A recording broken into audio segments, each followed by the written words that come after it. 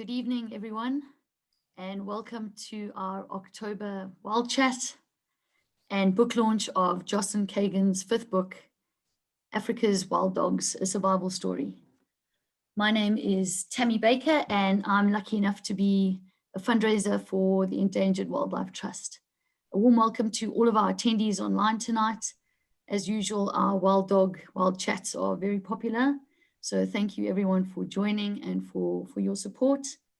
I have two special guests with me tonight.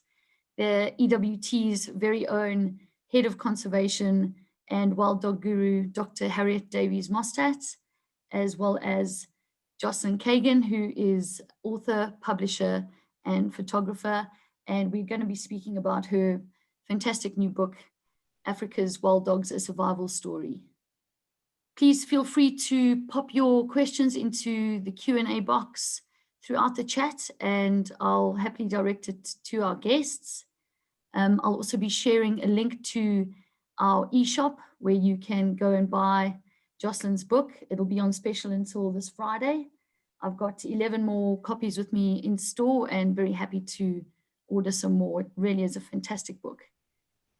I'll also be sharing a link to our Give and Gain fundraising wild dog campaign. Any contribution that you can make, big or small, to this campaign would be much appreciated. I'm going to let Harriet kick us off, and she's going to tell us a bit about her story, which I'm really excited to hear about, and her journey into wild dog conservation. Harriet, you can take it away. Great, thank you, Tammy. And hello, everybody. And thank you so much for joining us tonight. It's really, I think, an auspicious occasion and a launch of a really fantastic book. So I hope we can have a great conversation and dig a little bit into the lives of African wild dogs. I'm sure that most of you know that wild dogs are endangered. They're listed by the IUCN as endangered, and there are only about 6,600 or so left on the planet. And typically I tend to start my talks about wild dogs talking about the dire straits that they're in and how things are not looking so good, and all of the threats and things that have affected them and have left them where they are today. But I really think tonight's more about a celebration. And I think the theme of Jocelin's book and the overarching message that she's putting forward is that these are really malaligned, misunderstood animals, and we need to know more about them. So rather than depressing you all with the things that make wild dogs threatened, I'm just going to first tell you a little bit about my journey with wild dogs. And I think my journey with wild dogs almost never started, because I'd just finished my undergrad degree in Canada. I'd moved back to Zimbabwe, and I was doing a degree in tropical resource ecology at the University of Zimbabwe. And, it was a 2-year course, and we had to work out what the project was that we were going to focus on. And I really didn't know what I was going to do. And then the Zambezi Society approached my professor and said, we've got 2 projects going. One is a cheetah project, looking at following up on a cheetah reintroduction that had happened in Matusadona National Park. Just seeing if they were still going well. And then the other one was a wild dog project, following up on a pack of wild dogs that had been released there just a few months earlier. And so this work in Matusadona, I'm showing the map here now. For those of you who don't know, Matusadona is on the southern shore of Lake Kariba, at the sort of northern tip of Zimbabwe. And I moved to Matusadona. Well, actually, let me just tell you that I didn't know which project I wanted to do, and there were 2 of us in the class that didn't know this. And so we both agreed we'd go away and do some research and try and work out what we wanted to do. And she went up and read about the cheetahs, and I read about the wild dogs. And the next week I read about the cheetahs, and she read about the wild dogs. And it was very difficult. We couldn't make up our minds what we were going to do. So we actually flipped a coin. And she got the Cheetah Project, and I got the Wild Dog Project. Which actually, much to my chagrin eventually, because the wild dogs had been released a couple of months earlier and they disappeared out of the park and were never seen again. And so all my plans to look at what they were eating and how they were moving came to naught. And I ended up doing a lot of work outside the park in the neighboring community areas, trying to understand what the threats were to wild dogs there. And so that was my first lesson, I suppose, and things don't always go according to plan. But we did end up doing some quite nice work trying to understand the threats for wild dogs around some of these parks. After I finished that, I moved over to the Kruger. I was given the opportunity to join the Endangered Wildlife Trust, and believe me, that was a long time ago, to join them on the census of wild dogs that happens there every 5 years. And the EWT and SAMParks have been working in close collaboration since the late 80s, doing these 5-yearly censuses. And I've put this picture up here just to show you, this is a very striking wild dog. You can see that the tail is very distinctive. And what we can do with wild dogs is we can identify individuals. So, we do these photo censuses and we get people to send in photographs, and we get really good information about the population there. And I've showed some maps there. I mean, what is concerning is that back in 1995, wild dogs were spread quite across the park. And we've certainly noticed that the north of the park seems to have, the population there has declined over the last 20 years. But this kind of work is really important. And we are actually launching our next census right as we speak. So if any of you going to the Kruger National Park, please take photos of cheetahs and wild dogs and send them to us, because we need that info. And after that, I became more involved with the Wild Dog Advisory Group. And this group came about because some work had been done in the late 90s to look and see how could we better, more effectively conserve wild dogs. And this big workshop was done, and it was decided that we really needed to try and be a bit more innovative in the way that we think about wild dog conservation. And even though they need really large areas, maybe what we can do is use smaller areas, but try to sort of do the dispersal ourselves, so move animals between parks. And this has, slowly evolved into the EWT's very fully fledged wild dog range expansion project, which is really going from strength to strength. And all of that is overseen by the Wild Dog Advisory Group. So after Gus Mills, who many of you will know, resigned from EWT and moved to go and do his really great work on cheetahs in the Kalahari, I took over as the chair of the Wild Dog Advisory Group. And this group's been running for over 20 years, and it's involved a lot of people, managers, researchers, conservationists, to basically, they come together every 3 or 4 months and make decisions about where dogs should be moved between all of these reserves. And so it's been a really, I think, an extraordinary display of commitment by a few very, very, very passionate people to make sure that this whole program works. And part of my PhD was actually looking at whether this can be a successful approach for wild dog conservation. So I was based up in northern Limpopo, right on the banks of the Botswana and Zimbabwe, up in Venetia Limpopo Nature Reserve. And there I spent the next probably 10 years in looking at wild dogs and how they move these nature reserves and how they have, how do they have relations with farmers. There's a lot of conflict, obviously, what happens with fencing. And, we did a huge amount of tracking and research in order to better understand some of the dynamics of wild dogs there. And then I think, obviously the last 10 years or so, I'm currently the head of conservation at EWT. I'm much less involved in the day-to-day work of the wild dog programs. But, I think we have such a dedicated and amazing team of people. And people like Cole du Plessis and Grant Beverly and Derek van der Merwe, and all of the other people that have come before them that have made the work of the EWT so successful. I spoke to Cole earlier today, and he says, we're sitting at 250 wild dogs across the range expansion program in 38 packs in 16 reserves and across 2 countries, with plans to bring dogs into other countries as well across Southern Africa. So it's because of the passionate people that keep this thing and this momentum going that we're able to say that wild dogs really are expanding under the range that we look after them. And it's unusual to say that about a large carnivore these days. And so this is also why I was so excited when I met Jocelin and learned about her plan to publish this book.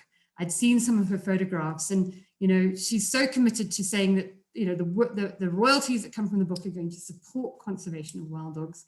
And I think it's time that we started being really positive and celebratory about this species, rather than sort of dwelling on the doom and gloom.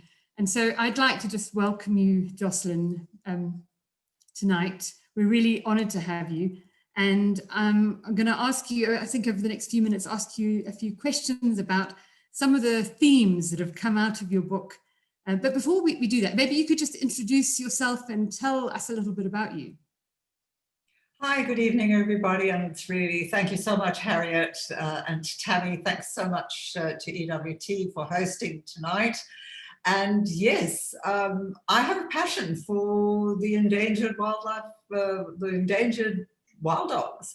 I first met them about 10 years ago, but seriously started photographing them in 2015. And up until that time, what I had done was I had published 4 books on quasi-academic studies. I'd been teaching people to stand up and speak in public. So it was very corporate and very concrete orientated. And here I was in the bush and falling in love with a dog. As far as I'm concerned, those big satellite ears just did it for me. And also their extraordinary curiosity. My first encounter with the wild dogs was in Manipur, when I really got taken by them, was in Manipurs in Zimbabwe, and we were creeping around a pool. There was a pack of 24 dogs. You don't see that anymore, sadly, in Manipurs. And these 24 dogs were just coasting around. It was about 5:45 in the morning, beautiful soft light, and these couple of puppies came forward, and I was lying in the dirt, balancing my lens on a rock, and they kept coming forward, and then they settled down, and they just looked, and they looked, and they looked, and they were really asking the question, "Who are you?" And I thought, I actually can't answer the question because I don't know who you are, but I'm trying to find out. And that conversation has perpetuated even to today. When I will meet wild dogs and I can grab their attention, it's the question of, who are you? Talk to me. And that photograph became the cover of the book, of this dog looking directly into the lens and wanting to know these questions, and ask these questions about me. So that's where the passion really got ignited, and it was then that I thought one day I'm going to do a book on these wonderful animals. And then I've been photographing them on and off, going to Botswana, going to the Timbavati in South Africa, of course to Manipur several times. The good thing about Manipur is you can get out of the vehicle and creep along the ground and get very close to the animals. Of course, they must come to you. You go as far as is not safe, but as far as is respectful to the animals. So you don't go too close. And they let them come to you. And in 2018, Mike Gunton, who wrote the foreword to the book, he is the executive producer of BBC History.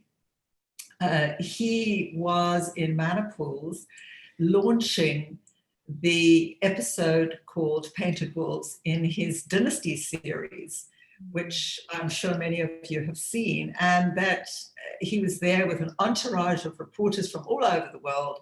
And I was sitting next to him at dinner. I said, you know what, I'd really like to have an exhibition of about 5-7 portraits of the dogs. I really like taking portraits of the dogs. And by the end of dinner, I was producing a calendar. And at the end of 2 days, I was producing a book. And luckily then found Merlin Unwin, the actual publishers, and of course, Penguin Random House South Africa to distribute. And this is the story. And here we are tonight to tell you all about our book. Fantastic, Jocelin. And I think that anybody who's spent any time with wild dogs is struck by how cohesive they are as a pack. And essentially the pack is the family. It's typically it consists of an alpha pair and their offspring. And you focus quite heavily in the first section of your book on the family. And I mean, perhaps you'd like to share some of the I suppose the observations you've made about this close knit sort of network that happens in a wild dog pack. They are extraordinary. Now, I'd love to show you the story, talk about Violet. Now, Violet was, she was 2 years old. Her mother had been killed. There was the alpha male being her father.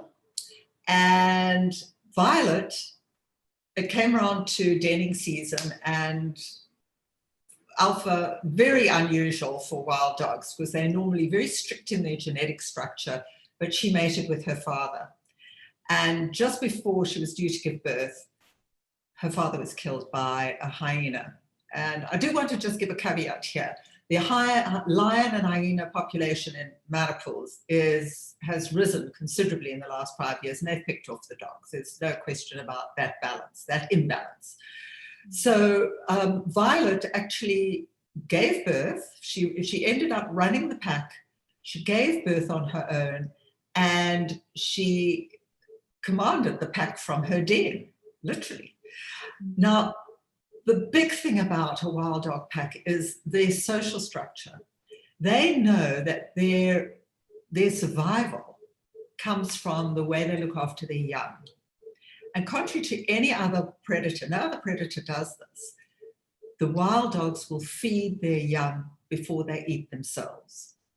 So when they are at the stage that you're looking here, and this was just such an extraordinary experience, we had gone up to the den, and we were creeping around and a good distance, at least over 100 meters away from the den.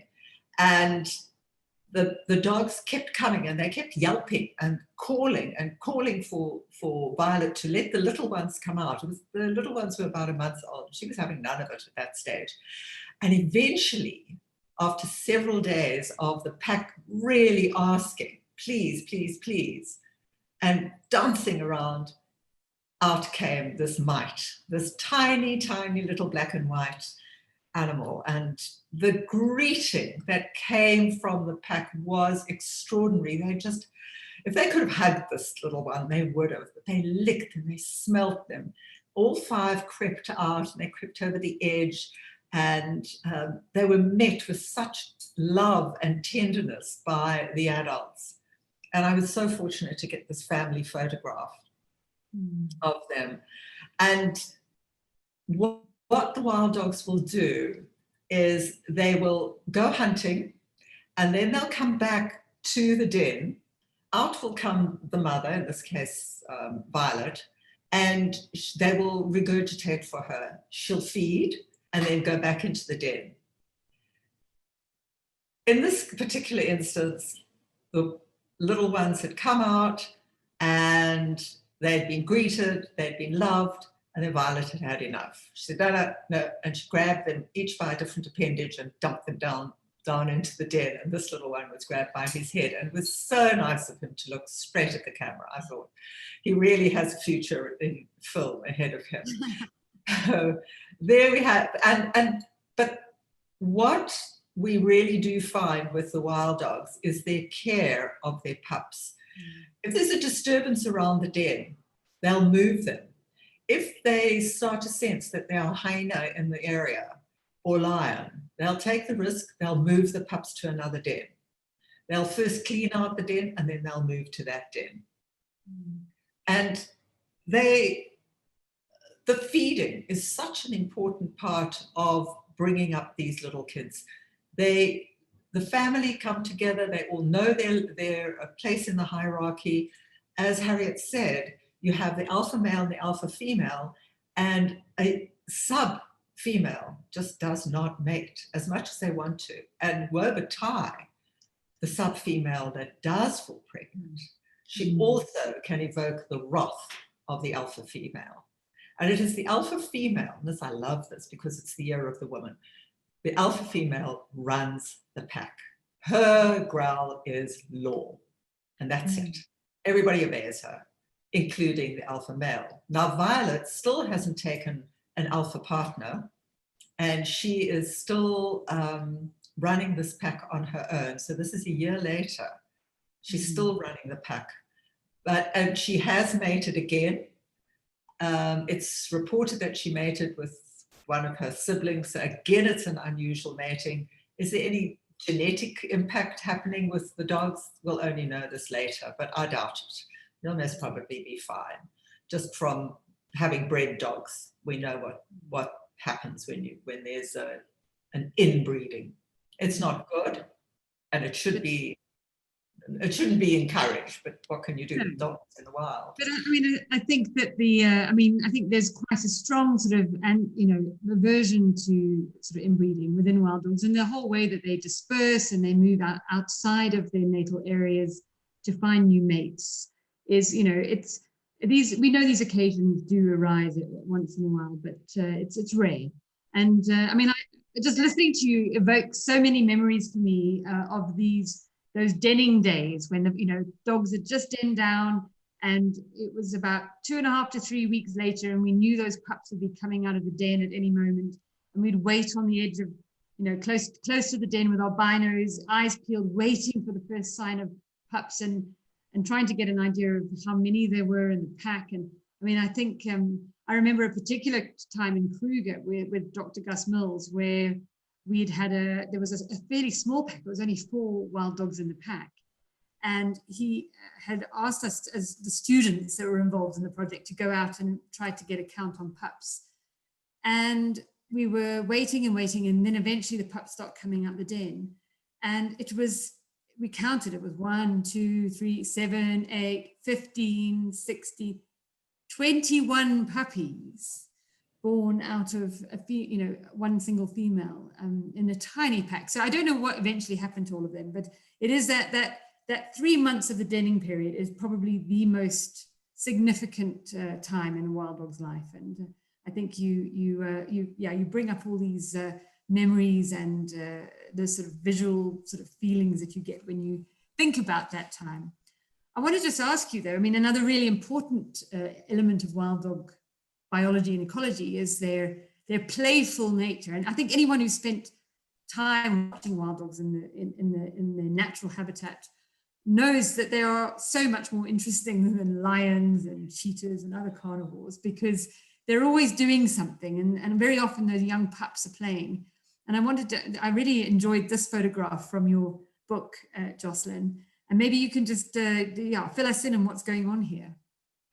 Wild dogs love toys. They're quick to find a toy, and then like all children, when one child has a toy, the others want it. So here we have a dog being chased for his feather. That's his toy. From puppies right through to adults and well into their adulthood, they never stop playing. They're forever playing. And what I saw was that their eyes are so quick. They are picking up details, which their body language of their pack members, and they are using this to train themselves to be even more efficient as hunters. They are learning strategy through play.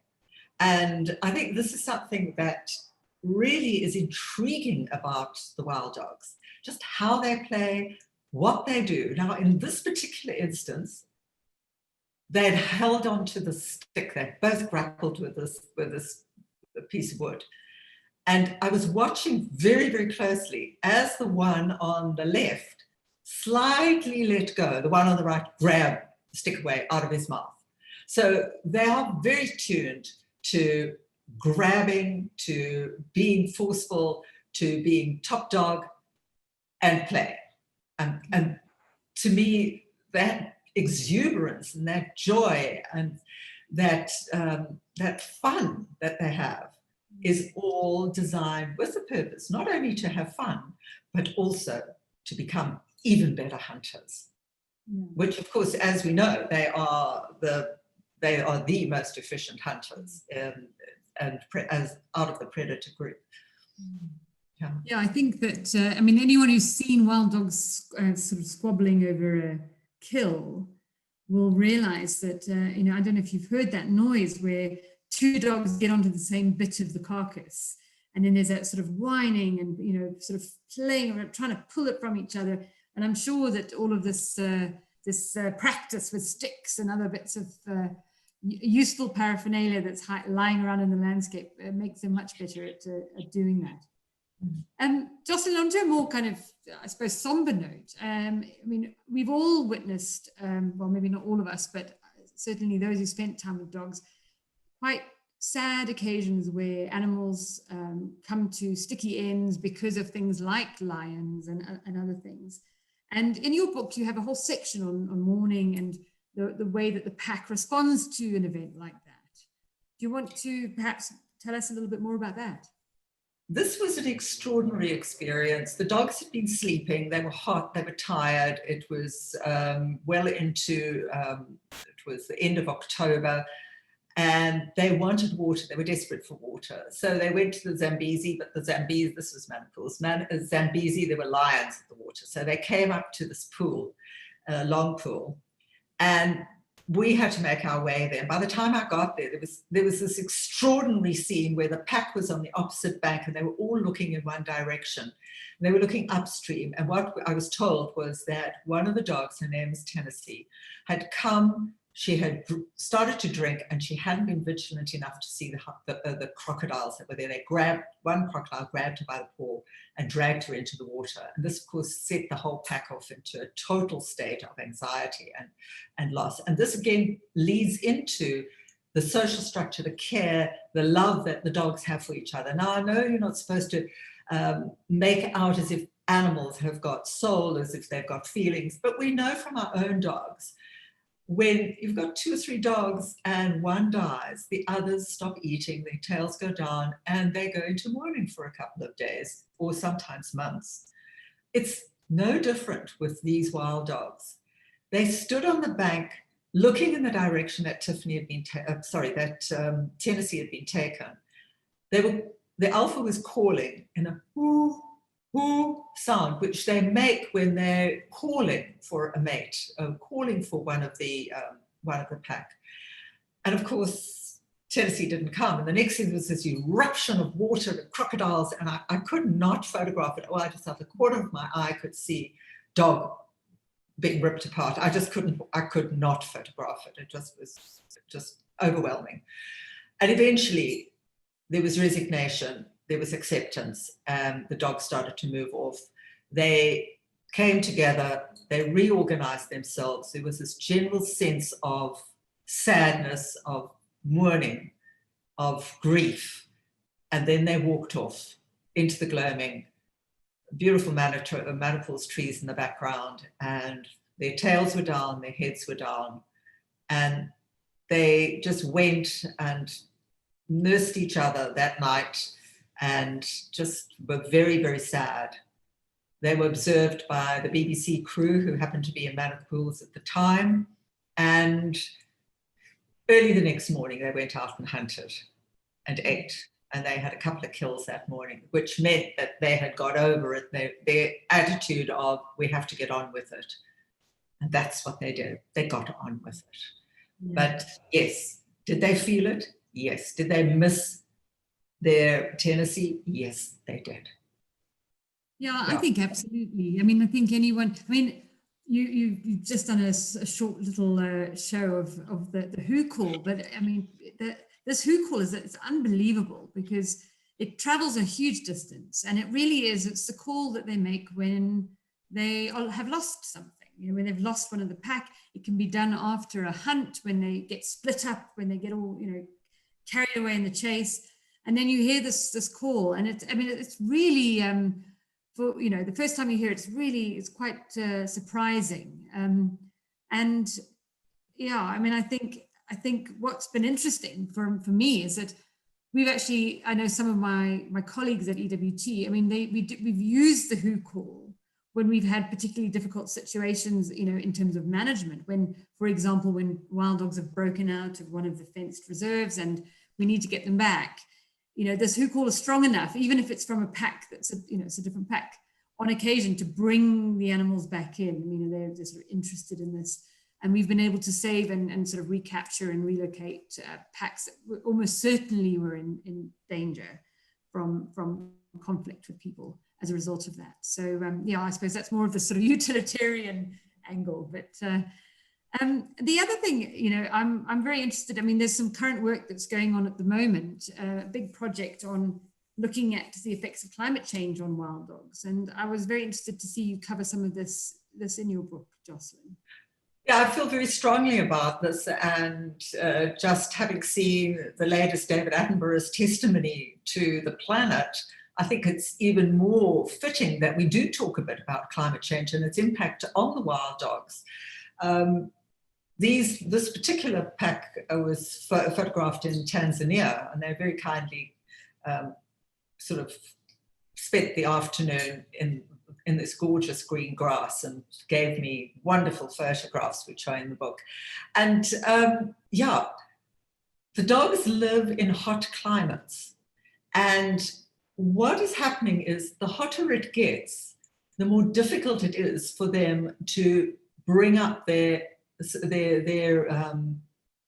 pack and to bring their puppies to adulthood. And the reason is that the further, the hotter it is, somehow they've got to go further to find water, and they've got to go further to hunt, which means that they'll be away from the den for longer. Now, not only are they away from the den, what does that mean? It means that the female who's feeding and looking after her pups, she's unguarded. So again, there's the problem. If they can leave, if the pack is big enough, then they'll leave a guard with her. But if there isn't, and they all need to go hunting, she's left on her own, she's vulnerable. Also, the duration that they take to come back to the den, that also impacts on how much food the pups get. And of course, what the wild dogs will do is they'll make a kill, they'll gobble, and then they'll hold that food in their stomachs before they come back to the den. But if it gets too hot, they won't travel in the heat of the day. What they'll do is go to sleep, wait for it to cool off. So they'll only get back to the den later in the evening, and then they'll feed the pups and the lactating mother. So this is a big problem. What the researchers have noticed is that the pup litters are much smaller, and that, yeah, there's fewer pups are growing to maturity. And this is not because of hyena or lion. This is in areas where hyena and lion numbers are acceptable to wild dogs, and the areas are big enough for the wild dogs to make their way between the lion and hyena, as Scott Creel, Professor Scott Creel, who's submitted an article for the book as well, he discusses this in detail, how the dogs can get between the cracks of the lion and the hyena. But again, it depends on the territory. Maniples is a narrow territory between the Zambezi and the escarpment, and there isn't place for them to get between the cracks. So this is what's happening with climate change and the impact on the wild dogs. And again, in looking for sustainable environments, what I'm understanding, and Harriet, this is really your domain, but you have to find areas where there's enough water and there's sufficient game for the wild dogs to live in a sustainable environment. Yeah. You want to comment on that? Yeah, I mean, I think that the, understanding the sort of future projections of where areas are going to get drier and hotter and where there's going to be more water is going to be so critical for planning. One of our big challenges, though, is that we don't always have a choice of where, parks don't always occur in the perfect place for sort of some future scenario. So we end up, taking what we can get, actually. A lot of places have had wild dogs that have been extirpated, and right now we're just sort of restoring some of these landscapes. But, the added complication of climate change is going to make our lives much, much more tricky. I think it's important to note that, there's a really big study that's happening now headed out of the Zoological Society of London with Rosie Woodruff. The EWT is part of that project. And one of the reasons we've joined on is because we have a few packs that we've relocated to places that really are quite sort of on the end of the spectrum, and it will help to sort of understand what wild dogs do under different conditions. So this is very much at the beginning. It was like many things this year, it was hampered by COVID, and And so, but we're hoping to get kicked off properly over the next few months. So we'll look forward to seeing what comes out of that. I mean, we're so lucky these days that technology allows us to collect data that we would never have been able to collect before. So so let's hope that we can start to unravel some of these patterns. I think that the other thing about wild dogs that's so interesting is that they've got different personalities, and that they, some are really brave and some are much more timid. I mean, certainly even within the few packs that we had at Venetia, we would see marked differences between individuals. And I think, their sort of curiosity can sometimes make people think that they're more dangerous than they are. And I mean, you touch on this in your book, Jocelin. It's very much the hello to this boy in front of us. Yes, I always feel very comfortable around wild dogs, and to a lot of people, they're very scary. And I really do want to say this: there is no place in mythology or in history where it's been documented that there has been an attack on a human being by a wild dog. It's always the other way around. Human beings have hounded these dogs, pardon the pun, but literally have chased them almost to extinction and shot them up to extinction. But that being said, we were in Tanzania, and across this wonderful stretch of beautiful green grass, looked up, and there was a herd of wildebeest. And then over the hill popped this pack of 9 wild dogs, who checked out the wildebeest and thought, there's some calves there. But the wildebeest, for once, were intelligent, and they kind of corralled around their calves. So the wild dogs, being a little bored and a little curious, they came down the road and they wanted to see who we were. Now, this was just bliss for me. They kept coming, and they kept coming, and they kept coming. So I kind of crept to the running board of the car, and we sort of parked across the road, and they kept coming. And it was a photographic feast. Mm. This photograph is not taken with a short lens. It is taken with a 70 to 200 lens at 70, which means that this dog was this close to me. It was smelling my toes. And it was just my best experience. He was just so curious. He kept looking into the lens, saying, well, who are you? Who are you? Who are you? And finally, I got this deep sense that he knew who I was. And I'm still asking the questions of, who are you? So it seems to be a theme that I have with these dogs about curiosity, and they really are curious. And they are not wanting to attack humans. And there's Nick Murray, who has a bushlife conservancy in Zimbabwe. He's worked with these dogs for a long, long time. And he talks of a time when, and he in fact has done a family tree on Violet's family, which is in the book. And you'll find absolutely fascinating when you look at it. And what he was telling me was that once he was lying flat, the wild dogs were sort of spread in half a pack behind him, half a pack in front of him. And the next thing, this pack behind him came rushing past as a warthog leapt over him. They killed the warthog in front of him, about 20 meters in front of him. But as the warthog had gone past him, it scratched Nick's leg and was bleeding. Mm-hmm. What could he do? He's lying on the ground. He couldn't move, didn't want to disturb the dogs, didn't want to create any kind of disturbance while they were eating.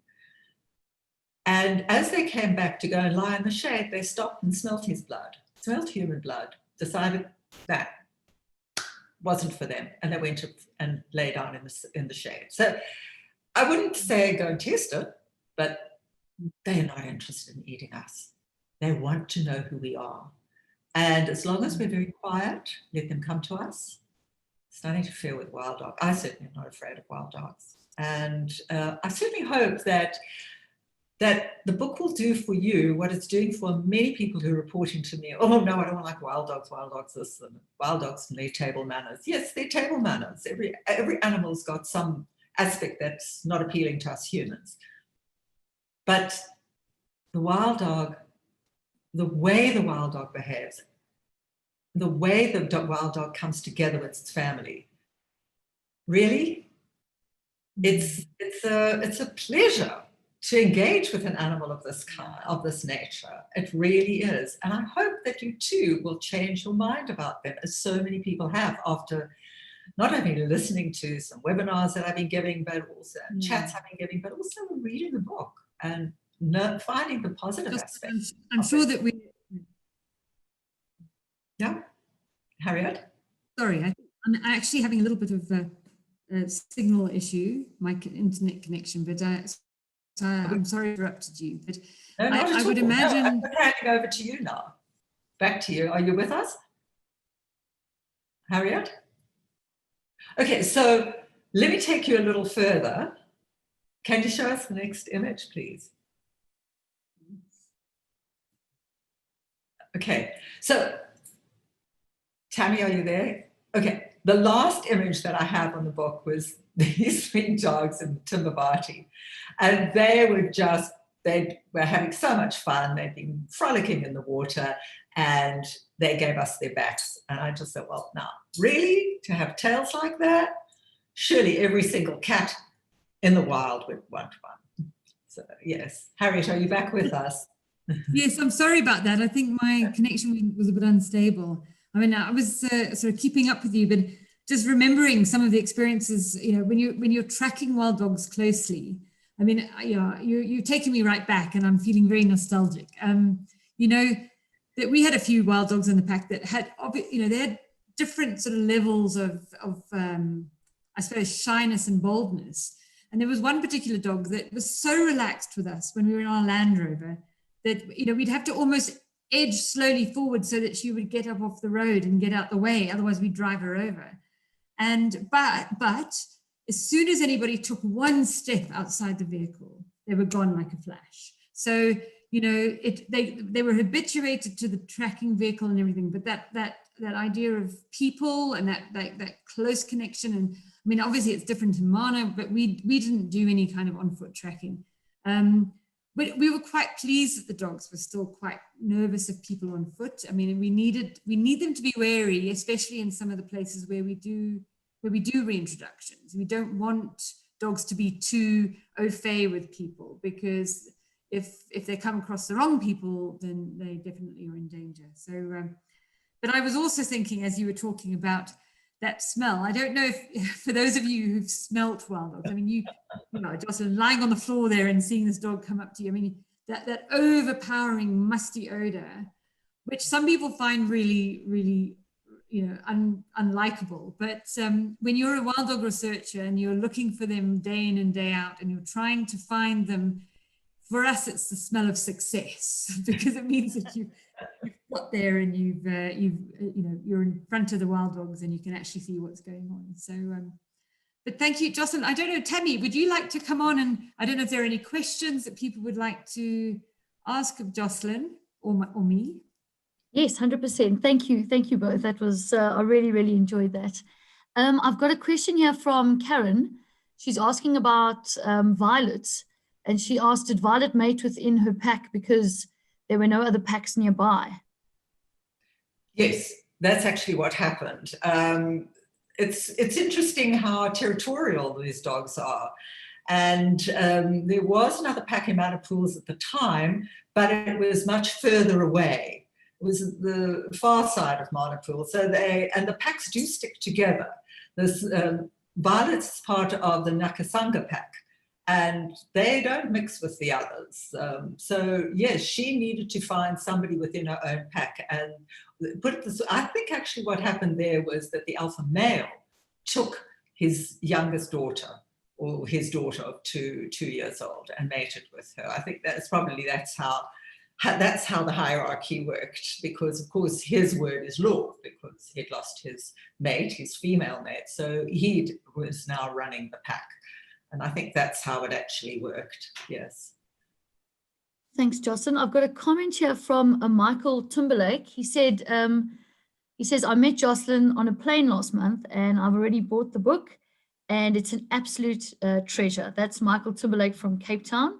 So he's just passing on his regards. I've also got a lovely comment here from Tessa. She says, Jocelin comes across so well, makes it so interesting, and her passion and compassion for the dogs is so evident. Thank you, Tessa, and I agree 100%.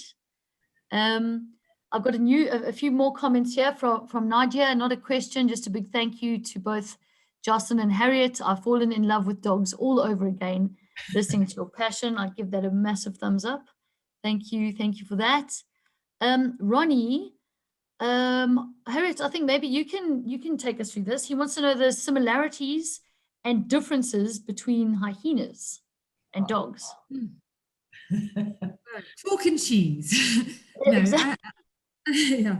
So obviously, I mean, hyenas belong to a different family. I mean, they are carnivores, but they belong to the Hyenidae, and whereas wild dogs are canids. So wild dogs are much more closely related to our domestic dogs and wolves and jackals and things than hyenas are. Hyenas are often thought as kind of a sort of almost a hybrid between the canid and the cat family. And hyenas, I mean, there are lots of different kinds of hyenas. There's 5 different species of hyena in Africa. The 2 that occur well, 3 that occur in South Africa are the spotted hyena, the brown hyena, and then the aardwolf, which is a real anomaly because although it's a carnivore, it doesn't eat meat, it eats ants. So, but yeah, so where wild dogs occur, very much the overlap is going to be with spotted hyenas. They're much bigger. They're 50 to 60 kilograms, whereas a wild dog weighs between 20 and 25.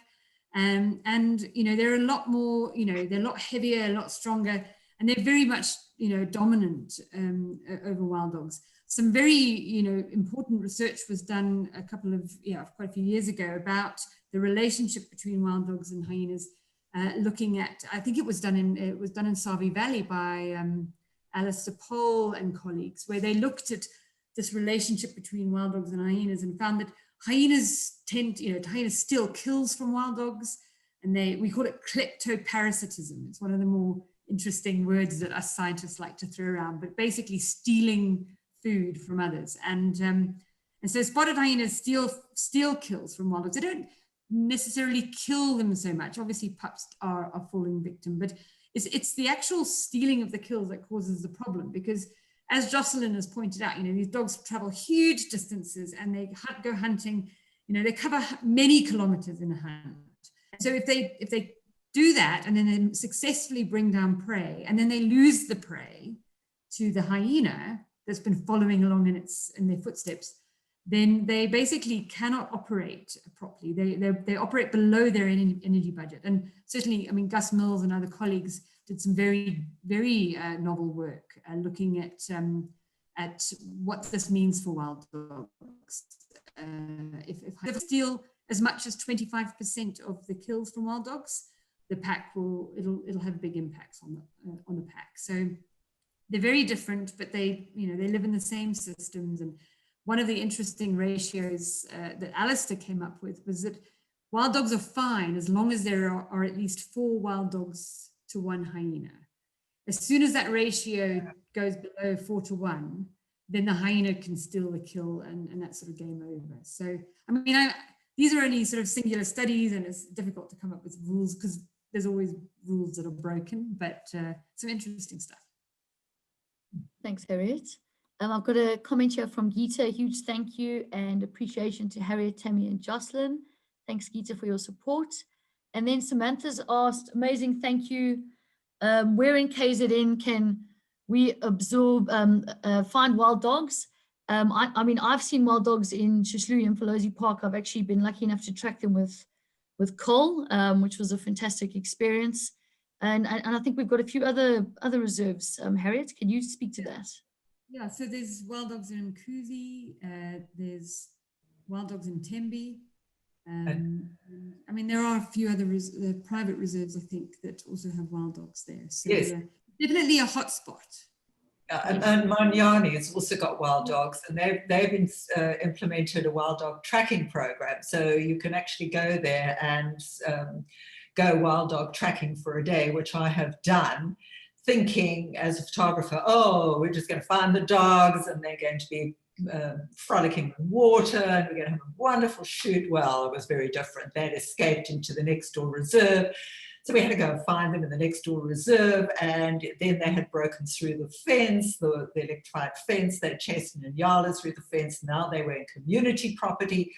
Oh, it was a very different tracking experience, but such amazing. You really get to see how people on the ground, how dedicated they are, getting up at 4 in the morning to get out as early as possible at first light to go and track these dogs and find them with telemetry, and just waiting for the little bleep to come through. It's just total and utter dedication. Thick bush, can't go walking, roads are terrible, but you keep going until you can find them. That's what you do. So Manyani is another place where you can go. I think it's quite I mean, it's definitely not glamorous. I mean, we obviously, with the work that we do with EWT, we kind of show the successes, so I mean, I'll urge you all to go onto our YouTube channel and see a wonderful clip that Cole has just released about the Goringoza work that he's done. But that's a sort of a condensation of all the highlights all together into, we catch them, we move them, we do all of these things, we release them. But there's a lot of stuff in between that happens where there's endless hours looking and sweating, and the vehicle gets stuck, and then the tire needs to be changed, and or you call repeatedly, you can't find them, or as Jocelin says, you listen out for that pip, pip, pip of the telemetry, and it doesn't come, and you start imagining ghosts in the machine, thinking you might have heard something. It's hard work. But and that's why I really do take my hat off to our team who are out there at the moment doing all of this. Phenomenal dedication and passion. And I think it's rightly so, because these are phenomenal animals, but not all glory. 100%. It's a question here from Joy, and you did touch on this, Jocelyn. Do the adults regurgitate food for the pups? Yes, they do. Eventually, when the pups are weaned, about just on 2 months, 2.5 months, they start getting weaned. And that's when they start regurgitating. And what's absolutely fascinating is that the pups will start squeaking, and the adults will come, one adult will come and regurgitate, and the pups will then start to nibble on the meat. And so their constitutions start to become acclimatized to eating meat. And as they get older, and you see them at 2 months, where they'll squeak, now they're out the den and they play. Now they get hungry, and they'll squeak, squeak, squeak. It's a particular pitch of squeak, only the adults understand it, but one adult will get up and go check them. And that's what I found interesting. They smell their bottoms the same way as a lactating bitch would do in a domestic environment. Go and smell them, check them, and then regurgitate, and the pups will grab a little piece and run off and try and eat it, and she will then re-eat whatever they've left. So it's quite messy, but it's dogs, It's okay. I've got another question here from Ronnie. He was talking about when I think it was when Tennessee was taken by that croc. He's asking if the remainder of the team, do they try not get involved with when a predator like a croc is about? No, not at all. They stood on the side and they were really thirsty. So there was a lot of tentative, very, very tentative going forward, trying to lick water out of the mud, but they knew not to go deeper. And the adults kept the pups away from the water. So it was really frustrating for the pups, but they kept them away.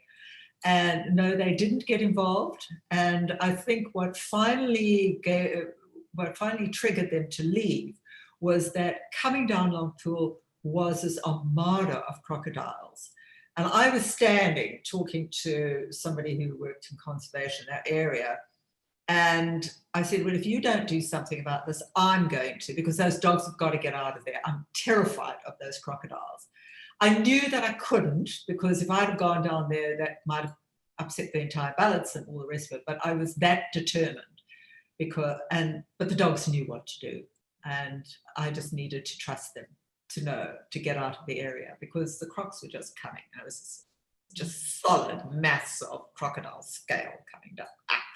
Okay, that's my feeling about crocodiles. Tammy, I've never tested this scientifically, but I have a little theory that the dogs know when a body of water has got crocs in it or it doesn't. So we had a reintroduction project that we reintroduced dogs into Marrakele National Park in the Waterberg, and there weren't crocs in most of those water holes and things. So it was a sad day for the waterbuck, because the dog would be chasing the waterbuck, and the waterbuck would jump into the water to get away from the dogs, and they would be straight in after them and swimming around after them trying to catch them. But if they, I think if dogs know there's crocs, they don't go in. They're much more, I think they're much more wary. Obviously, there's times when they have to cross rivers and there's no choice, there's, or drink. But, certainly the places I've seen dogs swimming after prey, there's definitely no sign of a crocodile anywhere. Yeah. Makes sense. Thanks, Harriet. Thanks, Jocelyn. From Anna Levin, huge congratulations to Jocelyn. We're raising a glass to you here in Cambridge, England. Can't wait to see the book. Wonderful. Thank you, Anna. And Annette got our copy yesterday. Absolutely stunning book. Thank you for sharing those amazing images and stories with us. And then a story from Katie, just related to the climate change sort of predicament that we were touching on. Given that wild dogs are cooperative breeders and that the pups have high energetic requirements to be raised, I've read that their survival is tied to their group size, larger pack, better survival. Do you think the issues with climate change could be compounded with the requirements of wild dog packs to produce? And is this a particularly dangerous threat to dogs' survival? Harriet, do you want to maybe touch on that? Well, I can start. I'm sure Jocelyn's got things to say, but I think one thing that's really interesting, there was some sort of early work done looking at wild dog pack size and how that influenced the persistence of packs. And it's not to get too technical, but it's something called the Ali effect. So essentially what the researchers found was that if the pack size gets below 5, then there's a much greater chance that pack won't persist over time. It's kind of a compounding effect of small pack size that makes it it's like a vortex of extinction almost for that pack. So anything that's going to drive, systematically drive pack sizes down, I think is going to have, cause problems for wild dogs in the long term. And certainly, what we found is in some places there are in different reserves, there are, packs are of different sizes. So in Kruger, the packs are, I think they tend to be a bit smaller or bigger. I can't remember how the relationship works, but we do find these kind of patterns in different places, maybe possibly linked to climate. But again, if there seems to be sort of threshold below which it's going to be a problem. So things like climate change that leads to less pups being born and packs getting smaller, snaring and other forms of mortality or retaliation for like livestock predation, that kind of thing. All of those things, they kind of nibble away at the ability of a pack to continue to persist. I think you've summed it up very well, Harriet. I think that's kind of the experience I had again. I was in Manapools last year, and there was a splinter pack of 3. They'd broken away from the Nakasanga pack. So there were 2 sisters and a brother, and they had gone off, and they were desperately looking for mates, desperately. And of course, it was the drought last year. So what was fortunate was that some of the dogs that were deeper, close to the escarpment, came through onto the floodplain. And so there was some kind of link up there. But again, given the number of lion and hyena in that very narrow band of land, they didn't stand much of a chance. So yes, we're anxiously counting them, see who's survived and who hasn't survived. So yeah. And of course, given the weight of a dog compared to a hyena, that stealing process, I've watched a hyena creep up and duck behind a log of wood and then kind of come around and be quite tentatively bold, if I can put those two together, and steal what remained of a carcass. And the dogs were not having, I mean, the dogs really picked this thing clean. It was just the head and the skeleton. And they went for the hyena. They loved it. You could see the joy of nipping at the hyena's bottom, big fat bottom, and it's all spongy, and screeching at the same time. Yeah, the hyenas also. Right. Yeah. Sorry? The hyenas also making loads of noise. Oh yes, yes. That was great fun to observe. But yes, that's the reality. They've got to have numbers to survive. It's what it takes. Absolutely. A question from Geeta and Harriet. I think maybe you can answer this one. Have wild dogs always been found generally in southern and central Africa, or have they been found farther north? So no, I think they've been found. I mean, the sort of historical home range of distribution range of wild dogs was pretty much across the whole continent, except for true desert and then deep rainforest. They don't do too well in either of those biomes. But I mean, they've even been seen on the sort of upmost slopes of in Ethiopia, in the Bali Mountains. I mean, they really they cover all kinds of habitats. And I mean, which is one of the reasons it's interesting to know that there's going to potentially be climate change effects on them, because they seem to be quite generalist. You know, if you see wild dogs in the Kalahari, you know, they're doing pretty well, and they can also live in the very rich sort of lush areas of KwaZulu-Natal. And, you know, you think if they're that sort of robust and able to be tolerant of these different habitats, then, you know, how can climate change have such a big impact? But it's really got to do with, I think, as Jocelin was saying, temperature and water. 100%. I'm gonna combine these questions all together because they're quite similar. And Harriet, maybe you can touch on this. So Lydia is asking how dogs deal with parasites and disease, and Christine and Cameron are asking what is the most effective way to conserve wild dogs. So maybe you can speak to what we're doing around all of our efforts on wild dog conservation. So, I mean, I could talk about this for the next 3 hours, so I'll be very brief. But I mean, I think we talked already about the work we're doing with the range expansion program. So that's basically just helping wild dogs get to places that are suitable for them, but they've been extirpated from and need to be reintroduced, because they would not normally get back there because there's people living in between the reserves and that kind of thing. So that's the one strategy. But I think we also we recognize that certainly in South Africa, Kruger is one of the most important populations of wild dogs in the world. And as I mentioned earlier, we've been doing these censuses, trying to make sure we keep track of how many wild dogs are there. But we've also, since about 2010, had a permanent presence there with Grant Beverly being on the ground, you know, particularly looking at issues along the western boundary of Kruger and where wild dogs might come into contact with people, looking at things like disease. I mean, we did have a couple of years ago, a disease outbreak, a few years ago, where a couple of packs were wiped out by rabies. And, you know, we're going to get increasingly these kinds of events happening as the number of people next to parks increases and their domestic dogs also increase. And so we're doing a lot of work at the moment. We've just started a really exciting project in Kruger where we're actually going to put collars on every single pack in the park. And the reason we're doing that is so that when problems arise, we can respond really quickly. So it's like real-time monitoring. There's some very clever people doing really great stuff with IT, looking at using these collars and putting them into maps and telling us when dogs are moving into areas that are kind of risky in terms of either snaring or disease. And it allows us to then have an adequate response to go out and take snares off. I mean, Grant had a wonderful statistic that when packs are collared, we're twice as likely to be able to take snares off when people report them than if they're not collared. And that's really significant. I mean, at the moment, every pack counts, every dog counts. There's 500 and odd wild dogs left in the country. And so we're going to do our best to make sure that they're all well looked after.